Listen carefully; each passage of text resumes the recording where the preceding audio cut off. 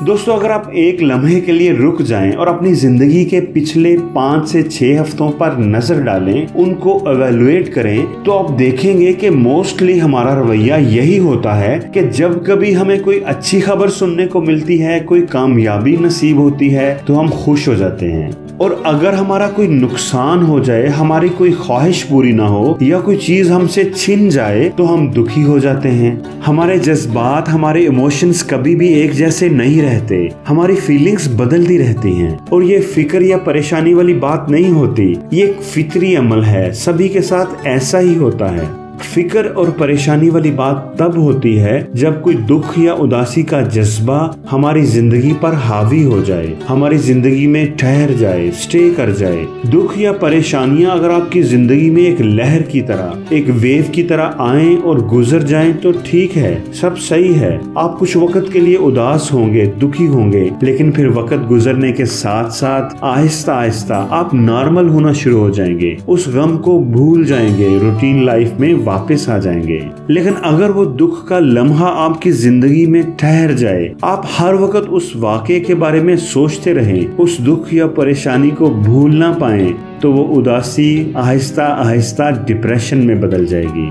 दोस्तों, याद रखें, सैडनेस, उदासी एक फीलिंग है जिसकी रीजन को हम आसानी से एक्सप्लेन कर सकते हैं कि हम उदास हैं तो क्यों हैं। लेकिन डिप्रेशन सैडनेस से अलग है, ये कुछ और ही है, इसकी कोई वाज़ेह वजह आप नहीं बता सकते, इसलिए साइंटिस्ट इसको अनएक्सप्लेनेबल कहते हैं। ये कहना बहुत मुश्किल होता है कि कोई किस वजह से डिप्रेशन में चला जाए, लेकिन इस बात का फैसला हम जरूर कर सकते हैं कि कोई डिप्रेशन में है कि नहीं।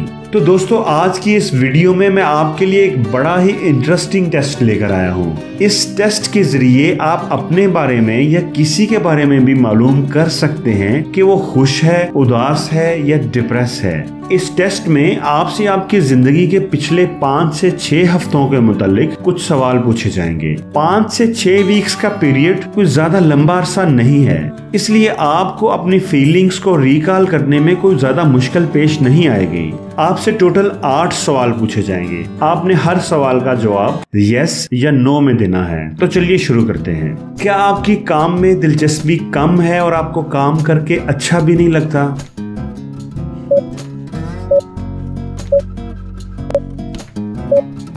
क्या आप अक्सर मायूस और नाउम्मीद रहते हैं?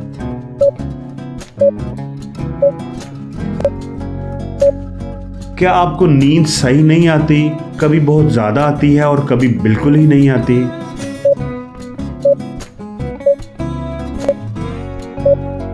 क्या आप हर वक्त या अक्सर थकावट महसूस करते हैं?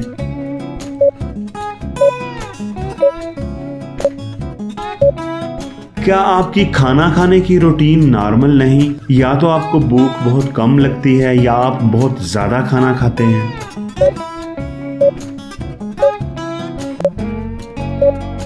क्या आपको अक्सर ये एहसास रहता है कि आप जिंदगी में ज्यादा कामयाबी हासिल नहीं कर सके, पीछे रह गए हैं?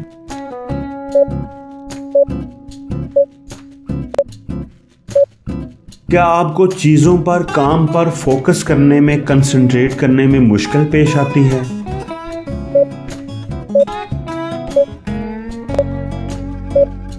क्या आपने कभी अपने आप को नुकसान पहुंचाने का सोचा, मसलन खुदकुशी की कोशिश करना वगैरह?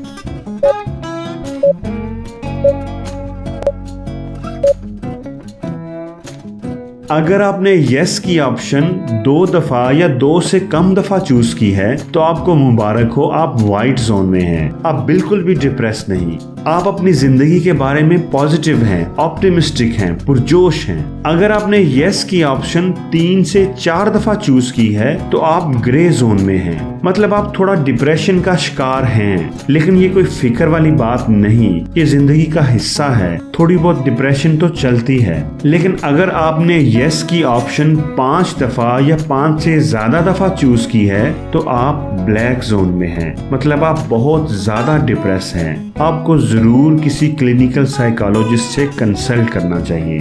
तो दोस्तों, आपके टेस्ट का क्या रिजल्ट आया और आपको ये टेस्ट कैसा लगा, कमेंट्स में जरूर बताइएगा। और अगर आपको ये वीडियो अच्छी लगी है तो प्लीज इसको लाइक जरूर कीजिएगा। और अगर आपने अभी तक मेरे चैनल को सब्सक्राइब नहीं किया तो प्लीज उसे सब्सक्राइब कर दें और बेल आइकन पर भी क्लिक कर दें, ताकि नई आने वाली ऐसी ही अच्छी वीडियोस आपको सबसे पहले मिल सकें।